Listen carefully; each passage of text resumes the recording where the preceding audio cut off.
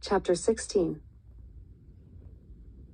"Run, Sierra," Robbie said. "Go! I'll handle him. Just get out of here." "You said that last time and a damn corpuscle guy grabbed up on me." Robbie ran past her toward the figure in the shadows. "Go!" he yelled back at her. "Get out of here!" Then another corpuscle rounded the corner at the other end of the block and burst toward them. It was old Vernon, or old Vernon's poor, abused corpse anyway. Now Sierra and Robbie were trapped between them. "Run!" Robbie yelled again. He was almost to the corner. The first corpuscle looked back and forth down the block. Old Vernon's corpuscle stopped in the middle of the street and stared directly at Sierra. Sierra wasn't sure if she was breathing or not. She took a step backward. The corpuscle walked toward her. Somewhere Robbie yelled unintelligibly. It didn't matter. Old Vernon wasn't interested in him. Sierra ducked into the alley alongside Club Cow 4, came out on a large avenue and sprinted across it, turned a corner and ran as hard as she could. She had never been to Flatbush before, so she didn't even bother trying to figure out where she was heading. When you're lost in Brooklyn, the next corner store should only be a block or two in any direction, and they'd always be able to point the way to a nearby train. But somehow, Sierra had stumbled into a quasi-suburban enclave of standalone houses, complete with front lawns and porch swings. It was creepy. The Southern-style mansions glared out at her, making sure she had no designs on the untold secrets and treasures hoarded within. She turned corner after corner, panting as she hurtled through an endless night maze of sleepy, tree-lined streets. The rain was falling heavier now. It cascaded over the shiny streets, drummed the tops of cars, and pooled in dark curbside gullies.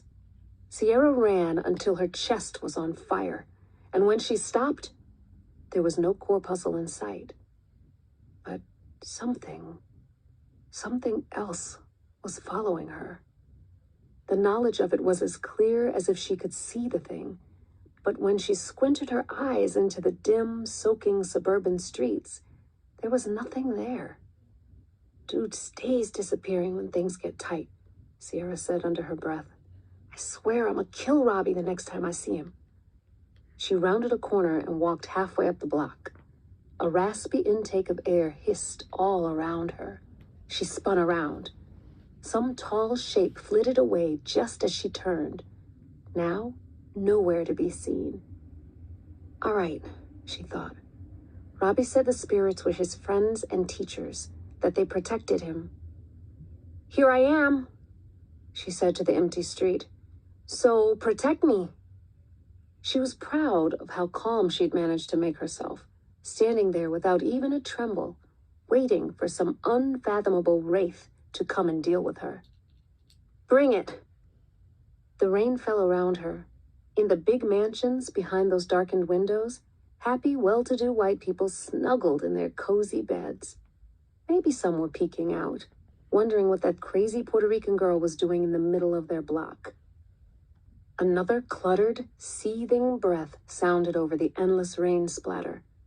Sierra squinted her eyes the way Robbie had said to and let her vision go soft. At first, she saw just falling rain and the glint of streetlights. Then a shadow loped out from behind a car without so much as a sound. It was massive, bulkier than the spirits in the club, and its shimmering darkness seemed to churn endlessly like black lava.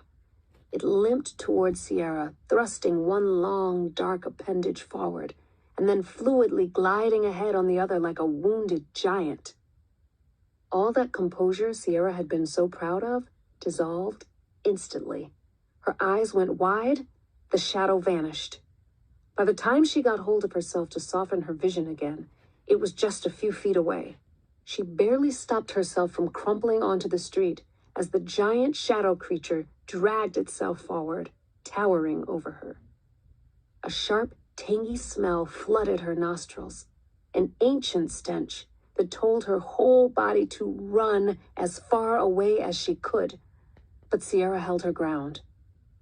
The phantom's infinite emptiness expanded and contracted in long, rattly heaves. It wasn't the warm darkness that the spirits in the club had been. more of a void, like she was looking into the depths of a black hole.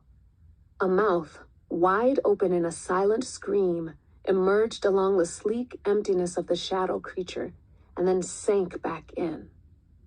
Sierra caught her breath. Another mouth appeared along the creature's shoulder. This one blubbered and gnashed. Two more came when that one was gone. Soon the whole creature bubbled and churned with silently screaming mouths. Sierra! It wasn't one voice, but many layered on top of each other to form a hideous dissonance. It sounded like when Juan hit a bunch of piano keys at the same time that were too close together. Let's see. The mocking chorus grated the inside of her brain. What have they made of you? Come, let me see. It reached for her, agonized mouths blossoming along its long arm. She turned, ran, stumbled over her own feet, and then achingly clambered back up. Tried to run again, but found herself barely able to move. It felt like an invisible net had been cast over her body, dragging her down. She turned back and caught a glimpse of the towering creature taking a slow, ungainly step in her direction. She couldn't think. Everything inside her concentrated on breaking out of whatever was holding her fast. She thrust one leg forward, groaning from the effort, and then the other. Her insides burned. The thing shushed and crunched as it moved. It sounded as if it was right behind her. Sierra yelled and managed to make it another 2 steps, but had to stop and catch her breath. Panting, she turned around. The shadow lunged forward and grabbed her wrist, and every cell in Sierra's body caught fire at the same time. Its cool, horrible presence crawled under her skin along her left arm. Then her breath seemed to have been whisked away entirely. She collapsed into the rain-drenched street. Sierra, the many voices said together. You hold many secrets. Now tell us, where is Lucera? Darkness wrapped around Sierra. Her scream caught in her throat as the shadow overtook her.